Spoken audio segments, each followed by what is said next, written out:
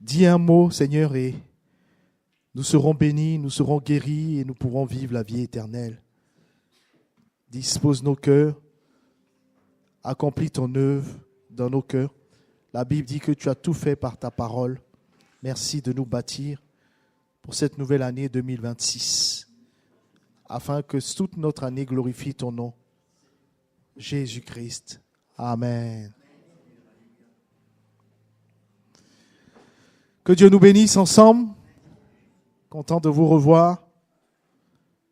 Le thème de cette méditation de ce matin, c'est racheter le temps et apprendre à dépendre de Dieu. On va prendre deux lectures, notamment Éphésiens chapitre 5, verset 16, et ensuite le psaume 90, verset 12. Nous avons certainement remarqué que le temps ne nous appartient pas. Amen. Nous venons de franchir la porte d'une nouvelle année, 2026.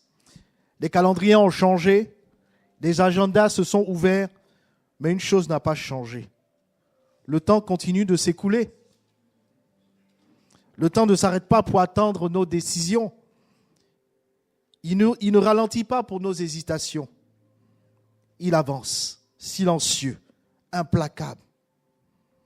Quelqu'un a dit, le temps, c'est la seule chose que l'on dépense sans jamais pouvoir la récupérer. Nous souhaitons tous une bonne année, les uns aux autres. Mais la vraie question est, allons-nous vivre cette année mieux ou simplement plus vite? La parole de Dieu ne nous invite pas à espérer une année facile, mais à vivre une année sage, intentionnelle et dépendante de Dieu. Amen. C'est pourquoi la Bible nous donne deux prières fondamentales pour commencer cette année. Rachetez le temps, car les jours sont mauvais. Ce n'est pas moi qui le dis, c'est la Bible qui le dit. Et la deuxième prière, c'est enseigne-nous à compter nos jours. Ces deux paroles nous appellent à une seule chose essentielle. Vivre consciemment devant Dieu. Racheter le temps. Ce qui n'est pas saisi est perdu. Le mot racheter ici signifie littéralement reprendre quelque chose qui allait être perdu. Imaginez quelqu'un qui reçoit un billet d'avion qui est valable uniquement pour aujourd'hui. S'il ne l'utilise pas aujourd'hui, ce ne sera pas reporté. Il sera perdu. Chaque jour est un billet non renouvelable. Dans son exhortation, Paul ne dit pas « organisez mieux votre emploi du temps ». Il dit « rachetez le temps ». Pourquoi? Car les jours sont mauvais. Les jours sont mauvais parce que le monde nous distrait. Le péché nous endort. Et l'urgence spirituelle est banalisée. Le temps ne se perd pas, il se vole. Le temps ne disparaît pas, jamais par accident. Il est volé par la distraction. Il est volé par la peur de manquer. Il est volé par la confiance excessive en nous. La parole est claire. Rachetez le temps, car les jours sont mauvais. Autrement dit, si tu ne décides pas, le monde va décider pour toi. Amen. Chaque jour non consacré devient un jour gaspillé. À quoi cela va-t-il servir? Chaque heure sans Dieu devient une heure sans fruit éternel. Vous m'avez compris? Je rembobine. Chaque heure sans Dieu devient une heure sans fruit éternel. Le plus grand danger pour le chrétien n'est pas le péché spectaculaire, mais la perte du temps spirituel. Amen. Mais pour acheter le temps, vous me direz, qu'est-ce qu'il faut faire? Il faut d'abord comprendre une vérité essentielle. Le temps est limité. Peut-être quelques-uns ont peut-être vécu ça cette année. Moi, ça m'est arrivé, je me dis, mais mince, 24 heures, c'est insuffisant. Pour toutes les tâches que j'ai à faire, 24 heures ne suffit plus. C'est la raison pour laquelle Moïse pouvait dire, déjà en son temps, Dans le psaume 90, verset 12, il dit à Dieu, apprends-moi à compter mes jours, afin que j'applique mon cœur à la sagesse. Bien-aimés, en ce début d'année, je pense que chacun de nous doit apprendre à le faire pour vivre une année qui honore Dieu, qui glorifie Dieu, mais aussi qui nous bénit. Parce que la bénédiction, c'est le fruit de la confiance et l'abandon à Dieu. Il demande à Dieu la sagesse de compter ses jours. Vous savez, quand une personne sait qu'elle n'a plus que quelques jours à vivre, elle ne les gaspille pas. Hein. Je ne sais pas, aller dans les hôpitaux, ceux qui sont en fin de vie, ils savent, je veux me réconcilier avec tel, je veux voir tel, je veux vivre tel, je veux lire tel. Ils savent que leurs jours sont limités. Elle choisit ses paroles, cette personne. Elle règle ses relations. Elle se concentre sur l'essentiel. Mais nous vivons comme si on est éternel. Je ne dis pas qu'on va mourir demain, mais disons comme Moïse, apprends-moi à compter mes jours. Compter ses jours, bien aimés, ce n'est pas vivre dans la peur, c'est vivre dans la vérité. Quand nous oublions que nos jours sont comptés, nous reportons l'obéissance à Dieu. Nous différons la repentance, nous retardons notre engagement avec Dieu. Mais voici le cœur de cette exhortation ce matin. On ne peut pas bien utiliser le temps qu'on a sans apprendre à dépendre de Dieu. Amen. C'est lui qui nous a appelés à l'existence. Amen. Même nos parents ne savaient pas qu'on allait arriver. Lui, il savait. Donc, si j'arrive, je dois apprendre à dépendre de lui. Amen. Racheter le temps implique d'apprendre à dépendre de Dieu. Nous voulons souvent contrôler notre année. Je vais faire ça, je vais faire ça, je vais faire ça. Nous voulons planifier sans consulter Dieu par avance. Mais la Bible nous rappelle une vérité essentielle. Ce n'est ni par la puissance, ni par la force, mais par mon esprit. Un téléphone, même dernier cri, même le plus récent, celui sorti aujourd'hui de l'usine, il est inutile s'il n'a pas de batterie. Vous êtes d'accord avec moi? De même, un chrétien, même très organisé, mais qui ne dépend pas de Dieu, est spirituellement vide. La dépendance à Dieu donne de la valeur au temps. Est-ce que quelqu'un me comprend? La dépendance à Dieu donne de la valeur au temps. Je ne sais pas pour vous, mais moi, quand le matin, je planifie ma journée avec Dieu, franchement, je vis mieux la journée que quand je planifie avec mon intelligence. Dépendre de Dieu, c'est prier avant d'agir, chercher sa volonté, avant nos projets, reconnaître que sans lui, je ne peux rien faire. Sans moi, vous ne pouvez rien faire. Il ne dit pas parce qu'il va nous obliger à faire telle ou telle chose. On est libre. Il nous a donné le libre arbitre. Mais sans lui, on ne peut rien faire qui ait un fruit éternel. Amen. Ça a été la frustration un peu de Salomon. Il s'est posé la question, il s'est dit, mais j'ai construit, j'ai bâti certaines choses. À qui ça reviendra? Quelqu'un qui ne saura même pas comment j'ai souffert pour bâtir ces choses. Ça, c'est encore une vanité. Amen. Donc, je veux faire des choses qui vont m'aider à aller plus loin, à m'épanouir, mais aussi à garantir mon éternité. Alors, la vraie question pour cette nouvelle année n'est pas qu'allons-nous faire, mais avec qui nous allons marcher. Amen. Avec qui je vais marcher cette année? Qui va me conduire? Qui va me demander de prendre tel ou tel chemin? Qui va me faire éviter les pièges?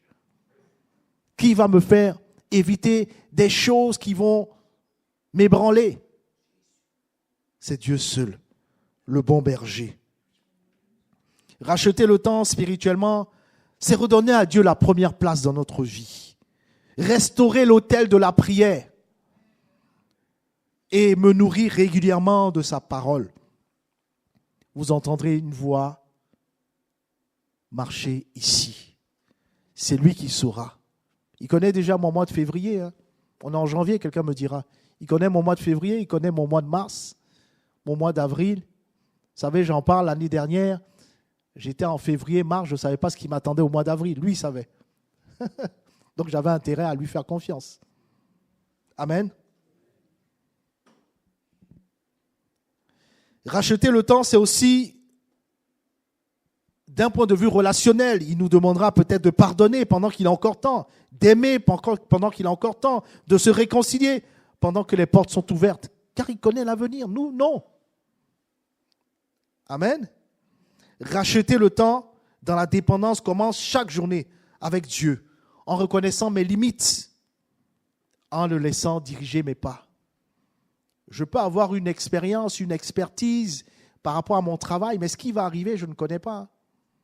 Que ce soit intellectuel, que ce soit un ouvrier, que ce soit en usine, il y a des choses qu'on a l'habitude de faire, mais ce qui va arriver, Dieu le connaît, pas nous. Les imprévus, les travailleurs. Il y a des imprévus au travail, même si chaque jour, je dis je veux faire comme ça comme hier, mais les imprévus, on ne le connaît pas. Lui connaît. Amen. Bien-aimé, je veux dire à quelqu'un, cette année peut être différente. Mais Dieu ne nous promet pas une année sans difficulté. Mais il nous promet sa présence. Amen. Sa présence devant nous. Le temps est court, c'est vrai, mais Dieu reste fidèle. Les jours sont mauvais, c'est vrai, mais Dieu est souverain. Quelqu'un peut-être veut marcher avec Dieu, veut dire à Dieu, mais Seigneur, je ne veux pas vivre cette année sans toi. Seigneur, je veux que tu sois mon bon berger. Je ne veux pas gérer une partie moi-même, mais je veux te laisser conduire tout mon chemin. Je veux te laisser conduire mon mois de janvier, mon mois de février, mon mois de mars. Malgré ce que je sais, que je connais, mais je veux que tu sois devant moi. Si tu es devant moi, j'ai la sécurité. Amen. Si tu es devant moi, c'est planifié. Si tu es devant moi, je sais que même le danger, la difficulté ne m'ébranlera pas. Parce que tu es là. Amen. Je suis plein d'assurance. Bien-aimés, ne soyons pas comme les religieux qui le disent pour le dire. Soyons comme des hommes et des femmes de foi qui croyons que Dieu prend le premier pas devant nous. Et chaque matin de dire à Dieu, mais merci, tu m'as donné un jour de plus. Tu sais ce que je dois faire de ce jour. Et toi seul peux garantir le succès de ce jour. Amen. C'est pourquoi je veux que tu sois devant moi. Je veux que tu m'aides. Les défis, même s'il y a des défis qui se présentent devant moi, je suis plein d'assurance, je suis en paix. Amen. Parce que je sais que celui qui est devant moi, il n'échoue jamais. Amen. Même si je veux passer par des turbulences, je suis en paix parce qu'il est là. Amen. Et j'arriverai à bon port. Je ne sais pas si vous avez pris l'avion, pour ceux qui ont pris l'avion, quand il y a des turbulences, je me rappelle de ce voyage que j'ai fait aux États-Unis. Il y avait au moins 5 turbulences, mais vraiment des grosses turbulences. Au moment où je me disais, mais est-ce que je vais y arriver? 10 heures de vol. Mais c'est comme la foi. C'est vrai, il y a des turbulences, il y a des épreuves, il y a des moments difficiles. Mais le pilote, c'est mon papa. Que quelqu'un me dise Amen. Le pilote de mon année 2026, c'est mon papa. Ben si je le reconnais comme mon papa, c'est sûr. Si je ne le reconnais pas comme mon papa, c'est pas pareil. Amen. Je veux le reconnaître comme mon papa, comme celui qui conduit ma vie, qui conduit ma famille, qui conduit ma santé, qui conduit mes relations, qui conduit tout ce que je vais faire cette année. Bien aimé, on n'a pas besoin de beaucoup de messages. On n'a pas besoin d'un trop long message. On veut apprendre à compter nos jours. On veut apprendre à racheter le temps. On veut apprendre à donner à Dieu la première place. Quel que soit ce qui arrive. Vous savez, nous, on est surpris des choses qui nous arrivent. On est surpris des relations difficiles. On est surpris de l'économie. On est surpris de la façon dont l'homme change. On est surpris de tout ce qui se passe. Même on est surpris de la météo. Vous savez, la météo, elle dit « Demain, il va pleuvoir ». Et finalement, il ne pleut pas, il fait chaud. Ou « Demain, il va faire chaud ». Moi, je me rappelle de cette année, je crois en 97, c'était l'été, on était au mois d'août et puis il a neigé. La météo ne l'a pas prévu. Ça peut surprendre même ceux qui planifient. Mais ça ne surprend pas Dieu. Amen. Ce qui va arriver dans ta vie ne surprend pas Dieu. Donc, on a tout intérêt à lui faire confiance. Amen.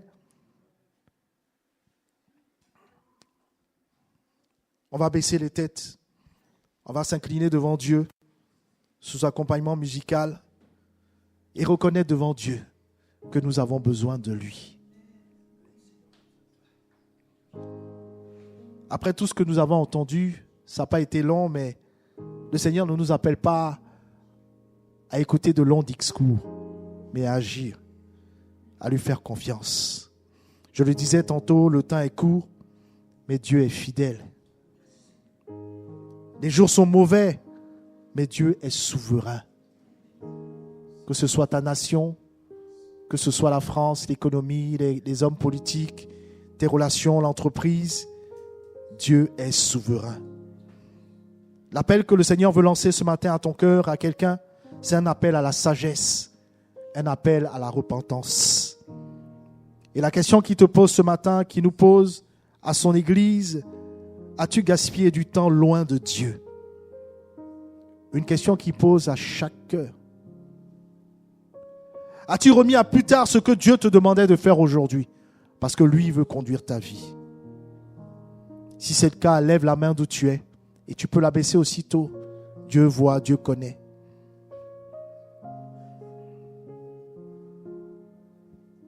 Est-ce que tu as gaspillé du temps loin de Dieu les fois passées? Est-ce que tu as remis à plus tard ce que Dieu te demandait de faire? C'est l'appel que Dieu t'adresse ce matin. Oui, Dieu voit. Dieu connaît, il t'a vu. Il a vu ta main levée, tu peux la baisser aussitôt. Et on va prier. Seigneur, je reconnais que j'ai gaspillé du temps précieux. Pardonne mes retards, pardonne mes excuses, pardonne ma négligence spirituelle. Apprends-moi à compter mes jours et à vivre avec sagesse. À partir d'aujourd'hui, Saint-Esprit, je veux racheter le temps. Le deuxième appel, c'est un appel à la dépendance totale à Dieu.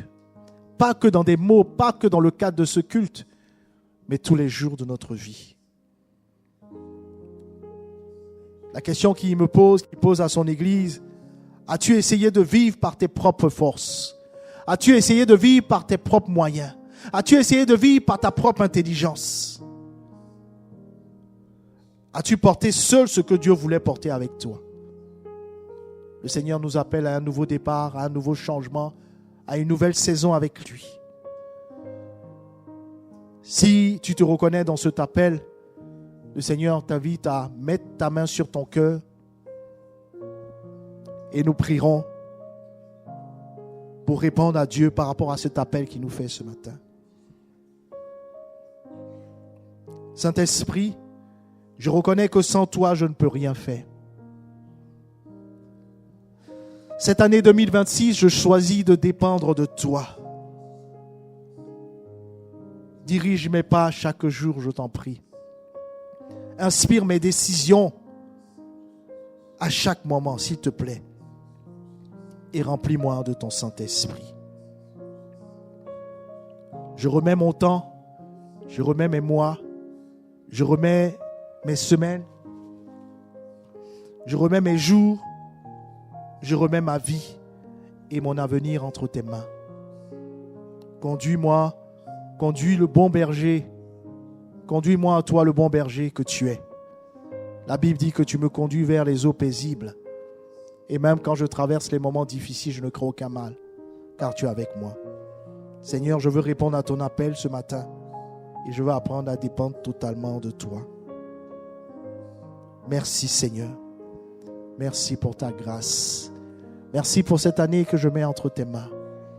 Merci parce que je sais que toi, avec toi, je suis en sécurité, je suis en paix. Merci de ce que tu dis. Prenez courage, j'ai vaincu le monde. Oui, Seigneur, je veux prendre courage. Mon cœur veut prendre courage, quelles que soient les menaces de cette génération, quelles que soient les menaces de la vie, de la santé. Merci, Seigneur. Peut-être donner l'occasion à une ou deux personnes d'élever la voix, selon ce que nous venons de partager. Alléluia.